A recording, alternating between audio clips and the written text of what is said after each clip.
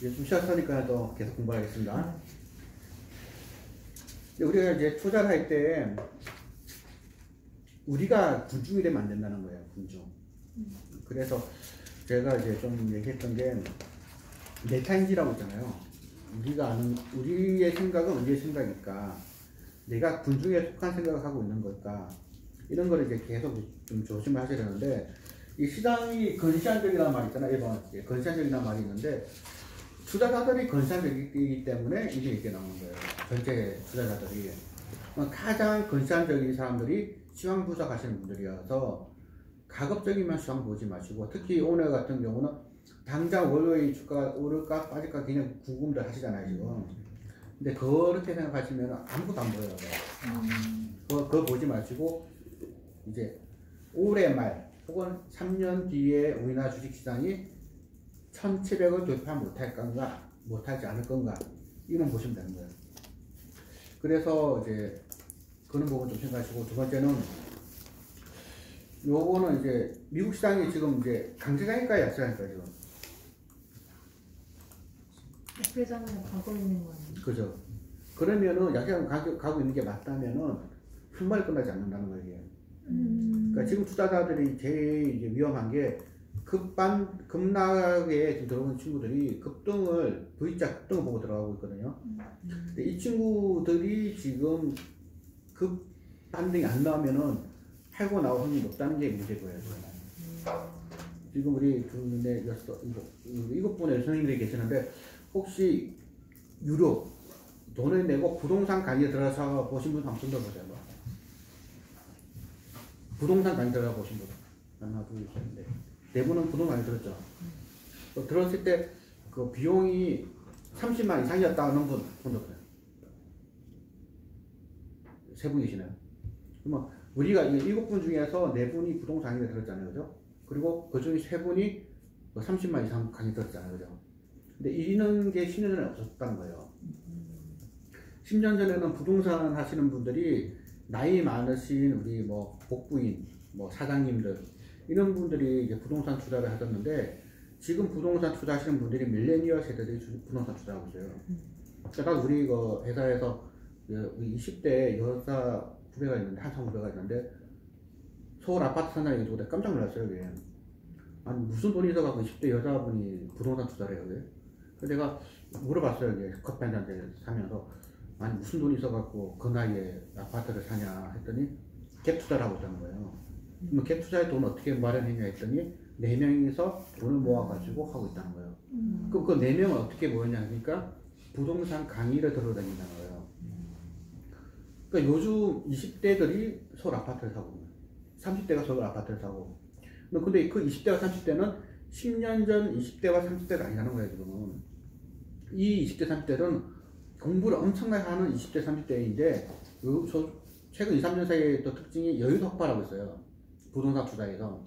그러니까 여의도의 애널리스트들이 이제 부동산을 계량 분석해내기 시작하는 거예요 이제.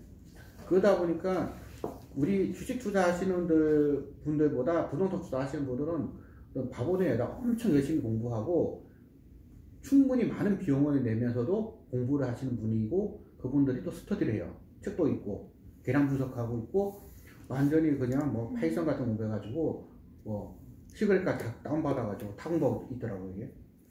이런 분들이 부동산만 투자하는 게 아니라 주식도 공부를 하는 거예요 이제. 근호도 공부하다 보니까. 근데 그런 분들이 작년부터 이제 1가구 2주택 이상은 이제 중과세가 됐잖아요 이게. 그러다 보니까 이 친구들이 이제 대거 이제 뭘 할까 싶어가지고, 이 친구들이 지금 당장 부동산 투자를 할 수는 없잖아요. 세금이 막혀있으니까. 근데 이 친구들끼리 스터디를 만들고 공부하면서 주식으로 넘어오고 있는데, 이 친구들이 아직까지 공부는 많이 스터디는 많이 안 됐으니까 사는 게 삼성전자 하이닉스인 거예요. 그래서 이 친구들은 이제 급반등을 보고 투자를 하는데, 그럼 그분들 왜 삼성전자 하이닉스를 투자하냐면은, 이분들은 그 주도주를 투자해서 돈을 번 경험이 있거든요. 그러니까 전국 아파트 중에서 서울 아파트 중에서도 강남 3구, 여기서 돈을 벌어본 경험이 있다 보니까 대한민국 주식 중에서 주도주는 뭘까? 대상주는 뭘까? 하니까 삼성전자 하이닉스로 들어가는 거예요. 그래서 삼성전자 하이닉스에 들어가서 지금 V자 반등은 보고 들어왔는데, 문제는 이 친구들이 너무 빨리 들어갔다는 거예요. 그러니까 앵커링 효과라고 있잖아. 정박 효과. 정박 효과라는 건 기준점을 어디로 보느냐가 이제 문제인데, 삼성전자가 그러니까 재작년부터 많이 올라왔거든요. 그걸 보는 게 아니라 최고점을 보고 있는 거예요. 앵커링 시키는 거예요. 그거는. 거기에 대비해서 한 15% 20% 빠지니까 이제 많이 빠졌다 생각하고 들어오고 있는데, 앵커링 하는 기준점 자체를 2년 전으로 보면은 많이 올라온 거거든요. 근데 삼성전자가 주도주였어요. 이게 한시가 주도주였고, 근데 주도주가 지난 시세의 주도주가 그 다음 시세에도 주도주인 확률은 거의 좀 드물어요. 이게. 그래서 지금 현재 시장은 다들 반도체주들이 갈 거라고 얘기를 하고 있잖아요. 그죠? 그런데 그렇지 않을 것 같다는 거예요. 이게. 근데 그거를 지금 부동산으로 들어왔던 분들이 지금 많이 이제 주식을 하게 되는데, 그 이유가 아마 다 신강계가 완벽한 것 같아요. 이게. 부동산 투자하셨던 분들이 신강계를 많이 듣다 보니까 그런 전문가분들이 많이 나오시고, 그런 분들 얘기를 듣고 그분들이 얘기하는 거를 자기가 아는 걸로 지금 다들 지금 집단 착각하고 있는 거예요. 근데 삼성전자에서 반도체를 예상하는 게 굉장히 어려워요. 이게. 아마 그 부동산 그 투자하다가 주식 오신 분들 중에서 삼성전자 하이닉스 사신 분 보고 삼성전자 하이닉스의 사업 구조와 핵심 역량은 뭔지 한번 설명해 보라 그러면은 한 시간 이상 떠들 수 있는 분이 거의 없을 거예요. 그래서 지금 시장은 이제 과거 시장과 다르겠다는 건데, 그게 5번에 말한 것처럼 시장이 지나고 있다는 거예요. 10년 전에 부동산을 이렇게 많은 분들이 공부하는 분이 없었거든요. 근데 공부를 많이 하고 그걸 스터디 하다가 수익을 넘어오면서도 대형주를 투자하고 있는 거. 이거는 과거에 볼 수 없었던 흐름인데 지금 그렇게 보고 있다는 거죠. 그래서 제가 한 10년, 15년 전에 이제 주식 스터디를 할 때 보면은 그 스터디를 할 수 있는 스터디 룸들이 많이 있잖아요. 그죠? 뭐 썬데이 토저가 아니라 토즈 이런 모임 공연 많잖아요. 그래서 부동산 스터디 모임 방은 없었어요. 그게. 근데 지금은 어느 스터디 방 가든지 부동산이 더 잘 되면 잘 됐지 주식보다 훨씬 낫거든요. 부동산 하시는 분들은 또 한 200명, 300명씩 모여가지고 엄청 열심히 하더라고요. 이게. 그래서 이제 시장이 바뀌었다는 거에 대해서 우리가 좀 인지를 좀 했으면 좋겠다는 거고, 그리고 이제 3번 왔다 갔다 하면 3번째 이제 시장이 급락할 때는 이제 가만히 있는 게 제일 좋아요. 그냥 괜히 그냥 그 뭐라죠, 리밸런싱 한다고 이제 뭐 덜 빠진 거 사갖고 많이 빠진 거 사는, 그거는 이제 그 말을 맞는 거는 진진한주까지 어떤 특정 몇 개 종목만 10% 빠졌을 때는 그게 가능한데 다 빠져버리잖아요. 그게 다 10% 빠져버리면은 뭘 더 사야 될지 모르겠다 싶을 때는 그냥 가만히 있어라 그냥. 그리고 정 힘들면 이거 팔아가지고 현금을 갖고 있는 게 낫다는 건데, 만약에 지금 이 시장이 약세장이면은 이 약세장이 올해 말까지도 갈 수도 있어요. 이게 섣부르게 이제 들어가서 이제 힘들게 하면 안 된다는 거고. 그리고 이제 4번 같은 경우는 X가 Y의 원인이 되는 경우가 70%인데 이때 돈을 벌 수 있다. 이렇게 돈을 벌 수 있다고 했는데, 이런 경우는 투자해야죠. 오락률이 70% 빠진 확률이 30%인데 오르면은 30% 오르고 떨어지면 20% 떨어질 것 같으면은 투자하잖아요, 보통. 그죠? 100% 오를 것 같은 종목은 100% 자기가 오판하고 있는 거예요, 오늘. 제가 투자해보니까 100% 오를 것 같은 거는 100% 내가 오판이더라고요, 이게. 대충 한 70% 오를 것 같으면 사고, 뭐 70% 빠질 것 같으면 팔고 이렇게 하는 게 맞죠, 그죠? 근데 항상 우리가 투자 의사 결정할 때 내가 투자한 게 틀릴 수도 있다는 걸 꼭 명심을 하셔야 돼요. 난 절대 안 틀린다 라는 거는 절대 바보 짓을 하고 있다 라고 생각이 맞고요. 그리고 이제 7번 또 좀 잘 생각하셔야 될 건데, 변동성이라는 게 있어요. 변동성. 그러니까 이번 최근 지난주 이번 주 급락했잖아요. 이건 변동성이라고 봐야 되는 건데, 주식 투자라는 것 자체가 변동성이 늘 있는 거예요. 이게. 그런데 이 변동성이 무서우면 주식을 하면 안 되죠. 그거. 그러니까 투자하기 전에 나는 몇 프로까지 왔다 갔다 하는 거에 대해서는 그냥 인내하고 버티겠다 이렇게 하시면 되는데, 저도 이제 투자 같이 하는 동생이 있는데 그 동생 보고 지난달에 2배 갈 종목을 얘기해 줬어요. 그래서 이거 형님 뭐 사면 좋겠냐 물어보더라고요. 이거 2배 갈 것 같다, 뭐 차 한 3배도 갈 것 같다 얘기했더니 내 말 듣더니 사더라고요. 사자마자 또 한 일주일 만에 10몇 프로 빠진 거예요. 그래서 형님 어떻게 된 거냐 그래서 이거는 변동성이 높은 것 뿐이다. 그러면 형 같으면 어떻게 하면 좋겠냐 해서 난 더 사고 있다 했더니 그러냐 해서 샀어요. 그런데 그 다음 한 주 지나고 난 다음에 또 한 10몇 % 빠진 거예요. 이게. 형님 이거 어떻게 된 거냐 그래서 어떻게 되면 어떻게 돼. 이제 우리가 한 배, 두 배 갈 줄 알았는데 이제 두 배에서 세 배 갈 거로 이제 늘어났다. 이렇게 얘기하는데 이제 마지막 전화 온 게 엊그저께인가 그때 금방 한 대 있었잖아요. 그게. 그때 그게 20% 가까이 빠졌나 봐요. 이게. 그래서 근데 그거 안 봤어요. 그거는 시장에 장수가 안 보잖아. 아예 저는 안 보고 있었는데 또 이제 저녁 밥 먹으려고 이제 전화 왔더라고요. 형님 이 사태 어떻게 하면 좋겠냐고. 이게 무슨 사태냐니까 이게 자꾸 전화 오니까 기억나잖아요. 그래서 아 왜 뭐 무슨 일이 있었냐니까 오늘 20% 가까이 빠졌다는 거예요. 그래서 무슨 회사에 무슨 일이 있는 거 아니냐, 뭐 다른 정보 있는 거 없냐고 물어보길래 내가 뭐 아는 정보 뭐 있겠냐고. 그래서 어떻게 할 거냐 해서 내가 좀 보고 더 빠지면 사야지 하고 이제 계좌를 열어봤더니 마이너스 45% 났더라고요.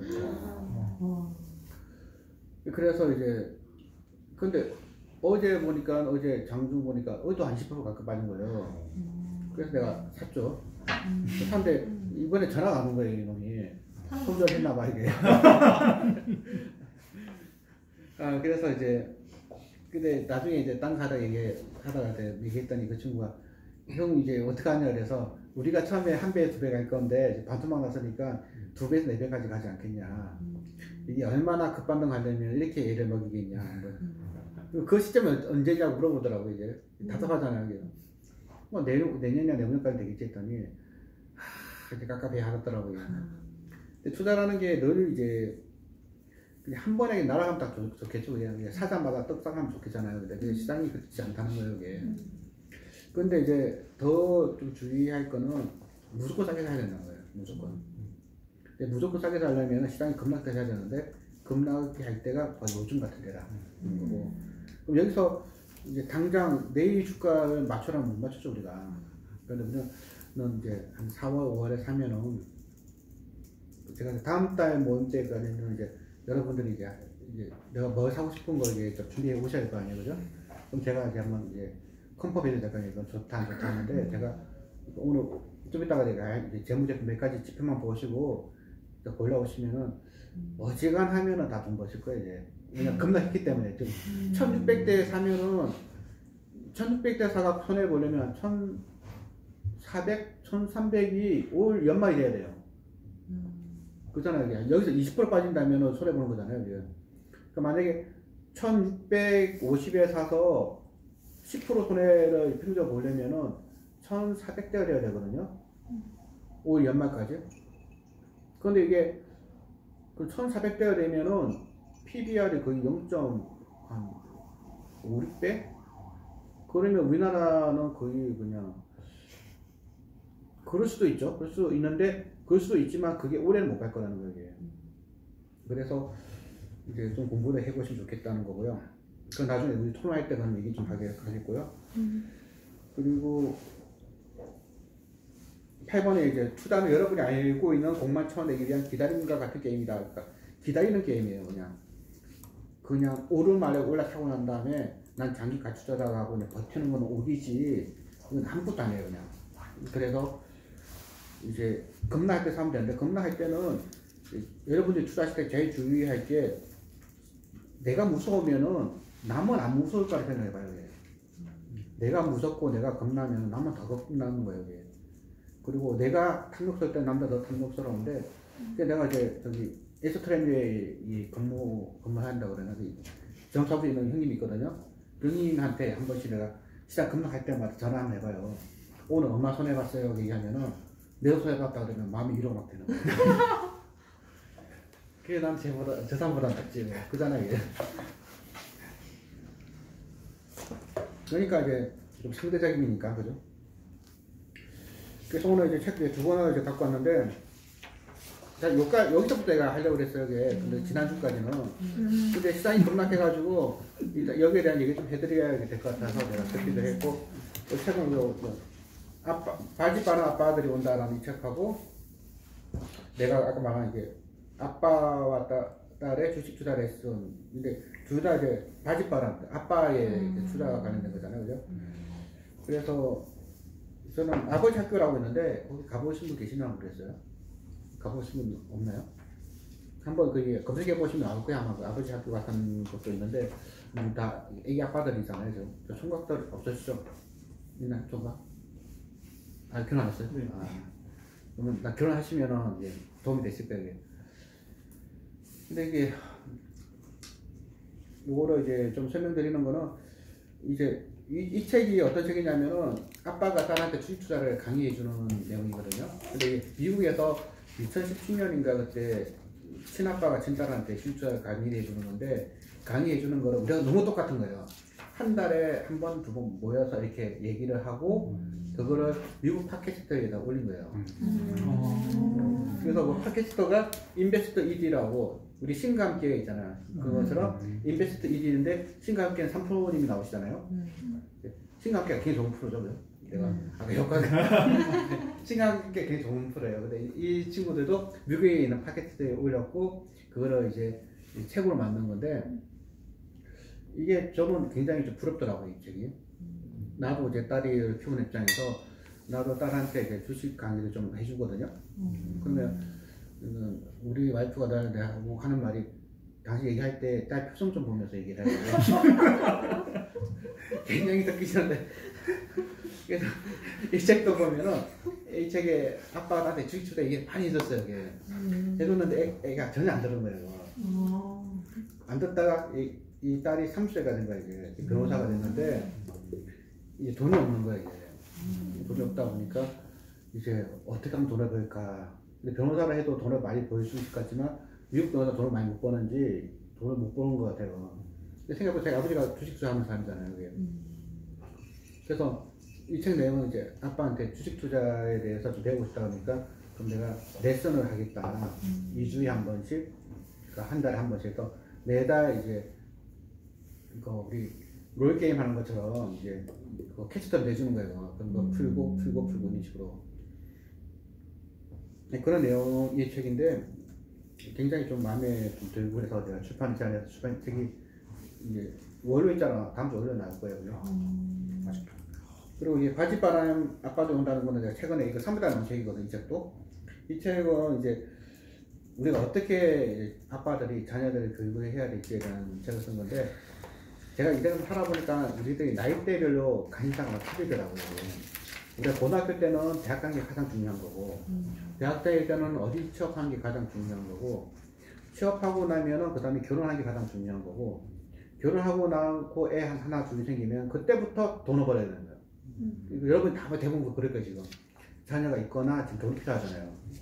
그런데 그것도 한 10년 지나고 나서 이제 애가 대학 갈 때쯤 되면은 나는 이제 친구들 만나면은 내 친구들 되게 이제 고3이거나 고2거나 대학생이거나 그래요.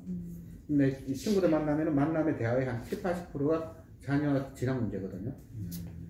우리 친구들이 그런 친구들이 아니었는데 지금 만나면 애들 얘기밖에 안 하는 거죠. 야, 지금 뭐 수능 어떡하냐, 뭐 수시로 들어가야 되니 정시 들어가냐, 반수로 하냐 이 얘기를 하는 건데 요거는 좀 가벼운 얘기라서 그냥 뭐 주식하고 약간은 관계 있는 부분이거든요. 그래서 좀 설명을 좀 드리겠어요. 그래서 이런 거 있잖아요. 그 집애가 참 잘 됐잖아 라는 말을 하잖아요. 그럼 이게 인성이 좋다는 얘기인지 사회성이 좋다는 건지 효심이 좋다는 건지 명문대학을 간 건지에 대한 부분인데 사실 우리는 전부 다 명문대학을 가면 애가 잘 됐다고 얘기하잖아요. 그죠? 근데 그게 맞냐 이거예요. 그게.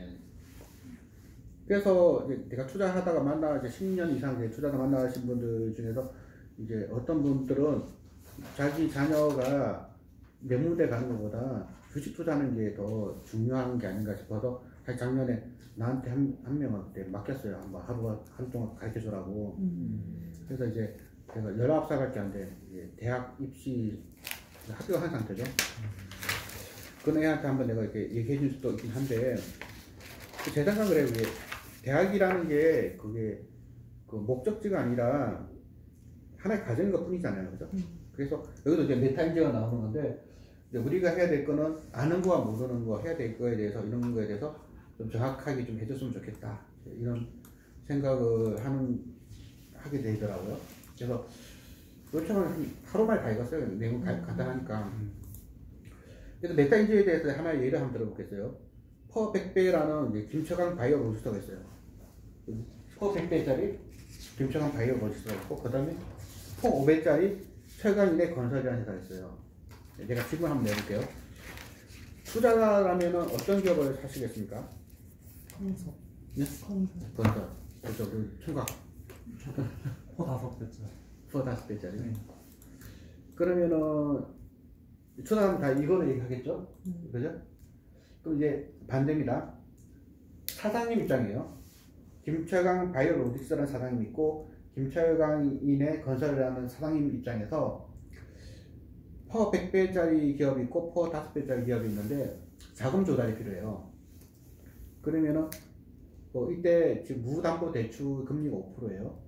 그러면은 대출을 받아서 자금 조달하는 게 좋을까요? 유상증자를 받아서 자금 조달하는 게 좋을까요?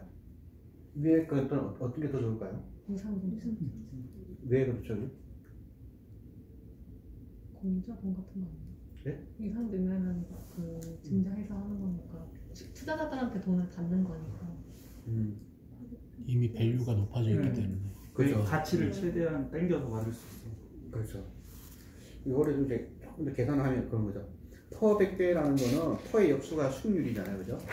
그럼 수익률이 1%짜리 되는 거죠. 그죠? 근데 최강인의 건설은 퍼가 5배라는 건 퍼의 역수가 수익률이니까 수익률 20%짜리잖아요. 그죠? 근데 무담보대출 금리가 5%니까 이제 회사 입장에서는 1%로 자금 조달을 받냐, 20%로 자금 조달을 받냐, 5%의 자금 조달을 받냐의 문제인 거죠. 그러니까 퍼가 높을수록 자금 조달은 대출이 아니라 유상증자를 하는 게 좋은 거죠. 그래서 이제 여러분들이 투자하시다 보면은 퍼가 높은 기업들은 대출 안 받아요. 유상증자 받는 게 훨씬 좋으니까. 만약에 막말로 말해서 퍼가 100배다. 퍼 100배면 퍼 100배의 역수면 0.1%잖아요. 그럼 국고채 금리보다 더 싸게 자금 조달 받는 거예요.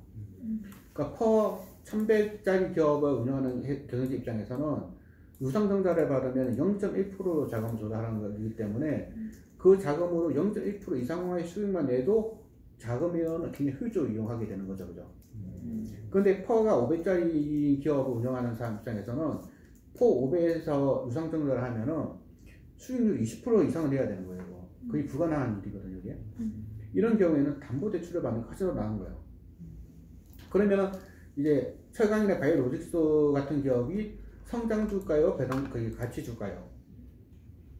같이. 퍼 100배. 예. 아, 그럼 성장주. 그 성장주. 성장주들은 그 부채 비율 높을까요? 낮을까요? 높아. 그 낮죠. 그래서 우리 바이오텍 기업 보면 대출이 거의 없어요, 대부분. 그리고 그러면 이제 가치주라는 기업들은 그 대출이 많을까요, 많지 않을까요? 보통은 많은 거예요. 왜냐하면 유상증자로 자금 조달하는 것보다는 이제 그 유상증자로 자금 조달하면 퍼 5배면은 수익 20% 이상 내야 되고 퍼 4배면 수익 25% 내야 되는 거예요. 근데 어떻게 20% 이상인 거 그게 불가능하고 10%도 힘든데 20% 이상은 힘들거든요. 그래서 대부분은 이제 가치주라는 것들은 이제 저퍼주들은 이제 그 대출이 좀 많은 경향이 있는 거죠. 대출 좀 하는 게 더 나으니까. 그러면은 금리가 만약에 올라간다. 금리가 지금 2%에서 10% 올라간다. 그러면은 가치주가 좋을까요? 성장주가 좋을까요? 성장주가 좋은 거죠. 내려가면은 가치주가 좋아지는 거예요. 그리고 금리가 내려가면은 부동산이 좋을까요? 주식이 좋을까요? 부동산 좋죠. 그 금리가 올라가면은 주식이 좋은 거고. 왜냐면 그냥 금리가 올라가면 좋은 거는 주식 중에서도 성장주가 좋은 거죠. 그죠? 그래서 이제 그 퍼 갖고도 우리 거꾸로 생각해 보셔야 된다는 거죠. 그래서 메타인지라는 걸 할 때 만약 퍼가 높다고 나쁜 기업은 아니라는 거죠. 회사 입장에서는 퍼가 높을수록 그 유상증자 통해서 자금 조달이 수월하기 때문에 그러니까 퍼가 높은 기업들은 그 유상증자 통해서 자금 조달이 되게 많은데 유상증자도 다 나쁜 게 아니라 제3자 유상증자 중에서도 굉장히 좋은 기업들을 상대로 유상증자하는 경우가 많이 있어요. 그래서 이제 가끔 이제 그 그 반도체 소재주나 장비주 중에서도 삼성전자 지분이 있는 기업들이 있어요. 이게 5% 이상 지분 신고하는 기업들이 몇 개 있거든요. 그 기업들은 되게 좋은 기업들인데 그 왜 유상증자를 받냐면은 삼성전자가 이제 5% 이상의 지분을 갖고 있으면은 장부 이런 같은 거 다 주잖아요. 그죠? 그래서 만약에 이제 이게 좀 이건 찍으면 안 되는 거 이렇게 찍죠. 뭐냐면 이제 삼성전자 같은 이제 큰 업체의 입장에서는 자기의 핵심 밸류체인에 있는 기업이 딴짓을 하면은 이제 문제가 되잖아요. 공급받는데 그때는 지분 투자를 하겠다고 하는 거예요. 5% 이상 지분 투자를. 난 돈 없는데 돈 필요 없는데 괜찮다고 하면 그냥 받아라고 하면서 그냥 야 그냥 형이 주테니까 그냥 받아 이렇게 해버리는 거예요. 그러면은 뭐 어쩔 수 없이 정자를 받게 되잖아요. 그래서 5% 이상의 정자를 받고 나면은 그거를 삼성가 팔 이유는 없잖아요. 그죠? 삼성은 아니고 대기업이 팔 이유는 없는데 대신 5% 이상 지분 갖고 있으면은 회계장부 달라말 수 있으니까 만약 너네가 그 공급하다가 딴소리를 하면은 장부 열람을 해가지고 한번 샅샅이 뒤져보자. 뭐 혹시 배임 같은 거 없는지. 그 무섭잖아요, 그죠? 그러니까 이제 공급 문제는 이제 없어지는 거죠, 이게.